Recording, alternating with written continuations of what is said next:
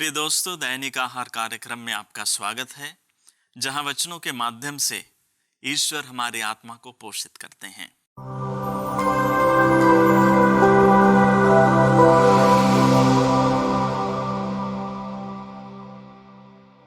आज के सुसमाचार लूकस रचित अध्याय 18 पद संख्याएं 9 से 14 में यीशु एक फरीसी और नाकेदार के दृष्टांत के बारे में बताते हैं। फरीसी और नाकेदार प्रार्थना करने के लिए मंदिर जाते हैं। फरीसी वहां पर तनकर खड़े होकर प्रार्थना करने लगता है और अपनी उपलब्धियों को ईश्वर के सामने बताने लगता है। वह दूसरों की अपेक्षा अपने को ज्यादा धर्मी बताता है।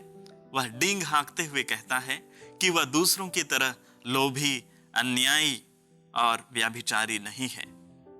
वह नियम का आज्ञाकारी है, सप्ताह में 2 बार उपवास करता है और अपनी आय का दशमांश भी चुकाता है। इस तरह वह अपनी ही बड़प्पन का ढिंढोरा पीटता है। वहीं दूसरी ओर हम देखते हैं, नाकेदार स्वर्ग की ओर अपनी आंखें उठाने की भी हिम्मत नहीं जुटा पाता है। वह अपने आप को एक छोटा, निर्बल और पापी स्वीकार करते हुए ईश्वर से दया की गुहार लगाता है। वह कहता है, ईश्वर मुझ पापी पर दया कर। और अंत में किसकी प्रार्थना सुनी जाती है?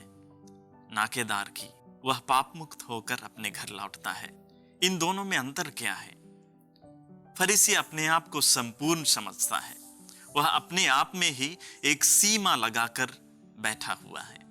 वह अपनी बड़प्पन की दीवार के अंदर बंधा हुआ है। वह ना तो उस दीवार की सीमा से बाहर आकर ईश्वर के लिए द्वार खोलना चाहता है और ना ही अपने पड़ोसी के लिए द्वार खोलना चाहता है, क्योंकि वह अपने आप को दूसरों से बड़ा समझता है। पड़ोसी के साथ मित्रता का व्यवहार करने की बजाय वह उसे नीचा दिखाने की कोशिश करता है। वह अपने ही घमंड और बाहरी धार्मिकता में लीन है। उसका व्यवहार ऐसा प्रतीत होता है जैसे उसे ईश्वर की कृपा की आवश्यकता ही नहीं है, क्योंकि हम देखते हैं दृष्टांत में उसने ईश्वर से कोई निवेदन नहीं किया, बल्कि अपनी ही बड़ाई करता रहा। वही नाकेदार अपने को विनम्र बनाते हुए ईश्वर की कृपा के लिए अपने हृदय के द्वार खोलता है। वह अपने अधूरेपन को पहचानता है और वह यह भी जानता है कि उसके जीवन में ईश्वर की कृपा की जरूरत है।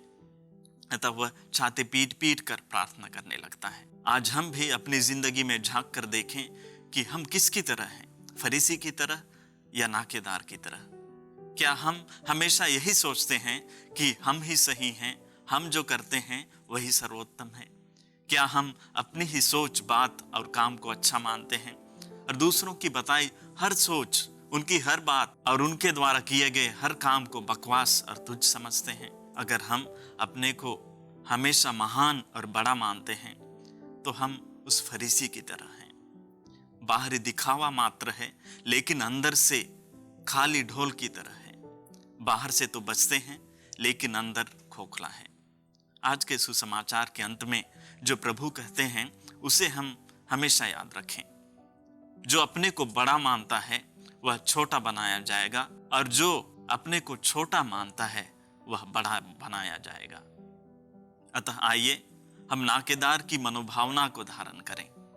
ईश्वर के सामने अपने आप को छोटा मानते हुए उनकी कृपा के लिए अपने हृदय के द्वार खोल दें, क्योंकि हम सब अधूरे हैं और हम सबको ईश्वर के कृपा की जरूरत है। हम लोगों के सामने भी विनम्र बने, दूसरों की सोच, बात और काम का भी सम्मान करें, दूसरों के अस्तित्व की इज्जत करते हुए अपने लिए भी इज्जत और आदर पाएं।